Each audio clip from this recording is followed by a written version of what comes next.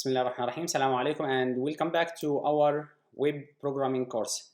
In today's class, we are going to specifically talking about cascading style sheet, which will be used in front-end development. It's all about coloring and styling your web page. In this video, we are going to have a brief introduction about cascading style sheet, its history, the levels of CSS, as well as the cascading of CSS. I mean, why it's called cascading style sheet, why not simply style sheet, and also the syntax and the selector types. First of all, HTML is used to specify the content of a web page, which means it can have a text, it can be a paragraph, image, video, or whatsoever.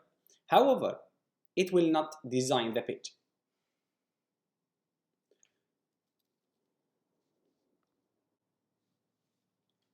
In the example of Fatani University website, here is how the website look like, right? So it is in a good style, it is written well, the design is okay, acceptable. However, if we have no style sheet, the website will look like something like this. So you can see the flags at the left, and then home, about, admission, course. It is with no style, it is just a list of texts, and then you will see that everything goes to the left side of the page. So that's why we need CSS. CSS specify a web page appearance. Is the content going to be on the left or at the right, or is going to be at the top or at the bottom? So that's what CSS handle, and it is the best to separate CSS code from HTML code, which means make it in a separate file. The most advantage of CSS is that it makes a consistency on the whole pages on the website. HTML set the skeleton of our web page, and CSS will make the whole body of it. I mean, styled and designed. We started the talk about CSS from last class when we introduced the style attribute for HTML element. So we said that HTML element may have an attribute style and then has a value there for that style. So basically, when we specify a style for an element, the element itself will use an attribute to connect, if I can say, with that style. CSS have been through several stages of development, same as what happened to HTML. And the first version were introduced in 1996 with the name CSS1. CSS2 recommendations have been introduced in 1998. CSS3 development begins since the late of 19s, and it is the current version of CSS. On progress, CSS is CSS4, which starts since 2009. There are 5 levels of CSS. We are going to talk about 3 of it, which are external CSS, internal CSS, and inline CSS. And that is the reason we call it cascading style sheet. So it has several levels of style sheet. So cascadings refer to the levels of CSS, and different levels means different priorities.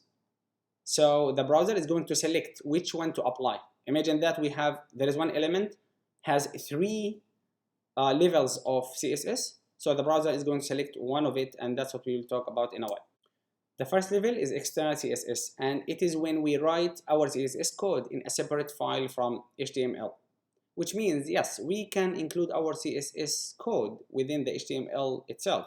However, the external CSS is the best, especially it will take the advantage or apply the advantage of the consistency of design for the whole website, web pages. So it can be applied to one or more HTML files. An example of it, as you can see, we have index.css. CSS is the extension for cascading style sheet, and the code will be there. So there is no HTML code there. It is separate in different file. An internal CSS, it is when we use or write our code of CSS inside the head element, inside the style element of the HTML page. An example is, as you can see in the code in front of you, we have a style element inside the head, and inside it we have our CSS code. Last one is the inline CSS, and it is when we include our CSS code inside the style attribute in the HTML element, and the style will be applied to a single HTML element only. Example of that is we have h1, which is heading 1, and then we have style equal between double quotation color navy, and also we have another style which is margin left 20px, separate between them with a semicolon. And try your best to never use inline style sheet, because you will lose the advantage of CSS, which is a consistency on the whole website of the web page. So we have different levels of CSS, and of course that brings different priority. So the first or the highest priority is for the inline style sheet or inline CSS code. So if there is a conflict between several styles, the highest one, or the one that will be applied by a browser, is the inline style. If there is no inline style, then it will apply the internal style sheet, which will be in a style inside the head element.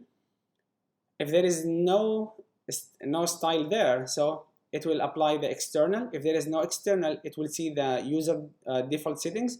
If there is no user default settings, there will be the browser native default settings. So the browser has its native style for our web pages. However, as developers, we may need to have different styles for our web pages. How we write our code? Simply, each CSS code consists of two parts. The first is a selector, and the second is the declaration. Selector is going to be used to select an element or a content to be styled, while the declaration is going to specify the properties and the values for that element. So we start with a selector name, then we open the angle brackets. Within them, we will have the declaration, which consists of all properties and values for that element. Selectors can be universal selectors, which is going to select everything in the web page and then apply the content style to it. There is an element selector, which will select HTML elements such as h1, p for paragraph, image, and so on. There is the class selector, which will use class attribute, and also ID selector, which will use the ID attribute. So the universal selector, it is going to select all the elements on the web page and style it. The syntax of it is to use star. So star refers to all elements in the web page, and then the declaration.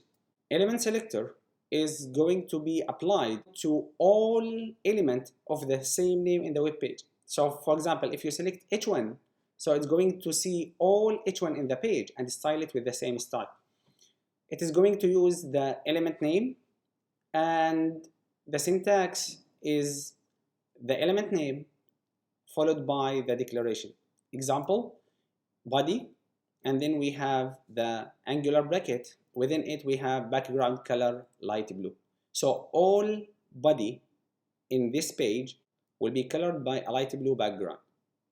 The third type of selector is the class selector, and class is an attribute of an HTML element. So it appears like this. For example, we have h1 and then class equal name. So yeah, this class name is name, and to refer to this class, we need to use dot name. So we refer to a class by using the dot, right? And then the name of that class followed with the properties and the values. Last one is the ID selector, and ID refers to a single and unique element on the web page. So there cannot be more than one element has the same ID. ID is for a single element only, all right? And we can select an ID by using the hash, and we use ID attribute inside the HTML element to refer to that element. Okay, so that's all for today's video. You may go and try to do your own selectors and find your own, write your own properties and values. Next video, we are going to discuss in details about properties and values and how to use it in your code. Salam.